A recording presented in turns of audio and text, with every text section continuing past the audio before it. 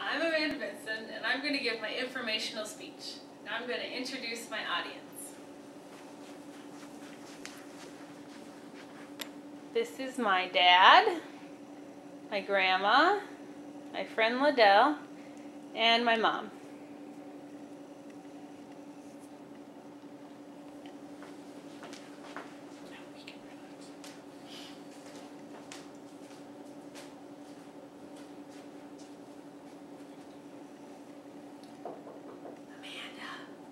Light floods my room as my door opens and the girl walks in. I locked myself out of my room. I rub my eyes and glance at the clock, 5:37 in the morning. I roll out of bed, grab my keys, and stumble down the hall to unlock her room. This may seem like a hassle to some people, but not to me. This is my job. Last year I served as an RA at Grace University, and next year I will serve again as an RA. An RA on a college campus plays a very crucial role as a mediator, a mentor, and a mother. I've named these the 3 M's of being an RA. They are, again, mediator, mentor, and mother. My first job is as a mediator. As a mediator, I settle disputes, primarily among my residents. This is a very important job because I keep the lines of communication open between various parties, and I'm also able to keep the peace on campus and on my hall. Naomi Drew is a person who wrote the book called The Peaceful Classroom in Action, which gives advice for mentoring, for mediating between conflicts in classroom, but it's also very applicable to my job as an RA. Whenever I mediate between conflicts, I need to allow them first to work it out on their own, and when they're talking, they need to look directly at each other and speak clearly and respectfully. They don't use negative language or negative body language or tone of voice, and they don't ever use sarcasm. I also need to, as the RA, stand away from the situation, just watch it, and then once they've talked through it and they don't really know what else to say, then I can summarize what they said and push them forward, but I never can take sides, which can be very difficult. I need to let them solve the problem and then have them in the conversation on good terms.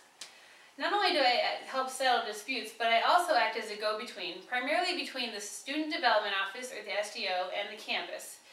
The Student Development Office will coordinate most of the events for campus and will deal with student relations, and so a lot of times they'll have announcements that they'll need me to convey to the students so they know what's going on and they're able to participate in the various events. I also play a reverse role by listening to the students and their reaction to the different events and different situations that are happening on campus, and let the SDO know so that way they can continually improve campus.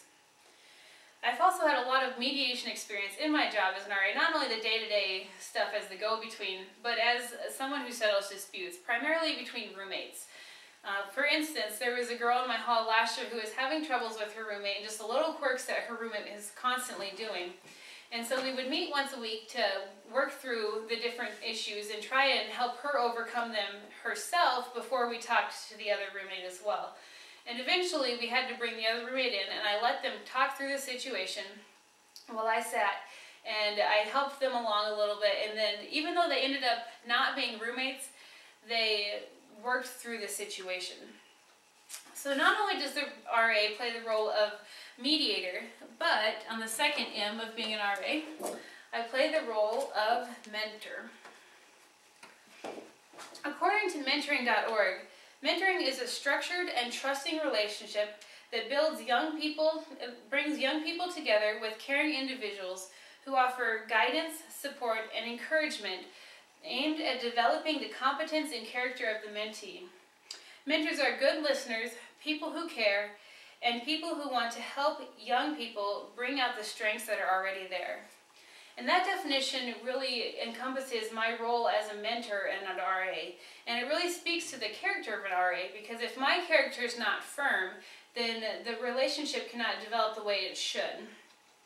So as an RA, I need to make sure that I'm someone who's trustworthy, caring, that I'll offer my support and guidance and encouragement even if they make a mistake or make a wrong decision, and I need to be a good listener.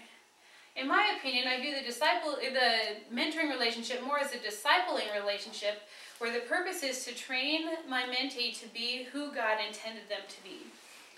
My job is to show them how to passionately pursue Christ 24/7, 365, so every moment of every day.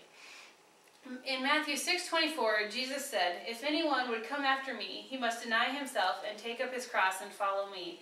And that's really the attitude I try to instill in those I mentor. The main people that I mentor are my team leaders, and I have 3 of them living on my hall. And the team leaders work underneath me, and they work with the freshmen, but they're the ones that I primarily invest my life in. I meet with them once every other week, and we have pretty deep conversations about life and school and all the things that are going on. And then we meet as a team every other week as well. I found that throughout my college years that these are some of the most beneficial relationships I've ever had, because we trust each other, and then I'm able to challenge them, and they're able to challenge me in return. So in addition to being a mediator and a mentor, I also play the role of mother. When students leave for college, they have many needs. One of these main needs is the emotional support that they are no longer getting from home. So many of them may be homesick, they may be lonely, and they may just have situations they need to work through.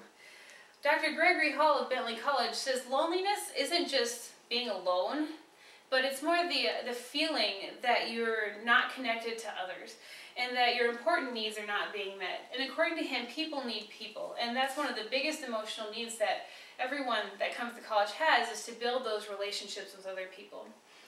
In addition, girls need to be able to talk. According to Dr. Luann Brizendine, who wrote The Female Mind, girls talk 3 times as fast and as much as guys. And so as an RA, my job is just to be there, to listen to them, to let them talk. And a survey from the Journal of College Student Development said that women have more test anxiety, more fear of failure, more concerns about weight loss, they have anxiety and panic and depression, they have emotional instability, and they have inadequacy much more than males do. And so that's what the girls need to talk about, and that's what my job as an RA is, just to sit there and listen to them and let them talk through those issues. And then, when necessary, I'll provide the wisdom needed to guide them through them, or provide someone else to help them through certain situations. I also am able to provide physical support. I get to help them eat healthy at times, even though we do have plenty of junk food, but we have a lot of time, because when you eat healthy, you develop a positive self-image. And also, according to Teen Health, some benefits of eating healthy are controlled body weight, increased energy, proper brain function, and a good mood. So not only do you benefit yourself when you eat healthy, you benefit those around you. Students, when they go to college, also need structure. A lot of times when students don't have structure, they get in trouble much easier. And so when they have boundaries, they know the line and they know how far they can go and can't go. And then as an RA, my job is to make sure that when they cross the boundaries, that I discipline for growth, and that I do that gracefully. I don't just get harsh, but that I am able to discipline well. Students also need to have fun, and this is very essential to college. Without fun, college would be way too stressful, and it just wouldn't be college. But students need to remember that fun must be balanced with work. Fun also, as an RA, I also need to provide opportunities for fun that allow students to try a variety of new things and meet a variety of new people. So, as you can see, there are 3 M's of being an RA. 3 of my main roles are being a mediator, a mentor, and a mother. So at the end of the day, I crawl back in bed and look at the clock, another late night. I think back over the day, from the 5:30 wake-up call to the conversation with the girl next door, the walk with my team leader, and the hugs from my friends. The day was definitely worth it. This is a job I would never trade for the world.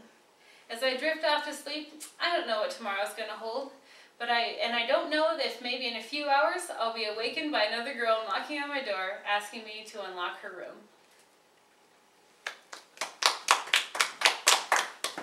once again, 9 my minutes, audience 13 seconds. is my dad, my grandma, my friend Liddell, and my mom.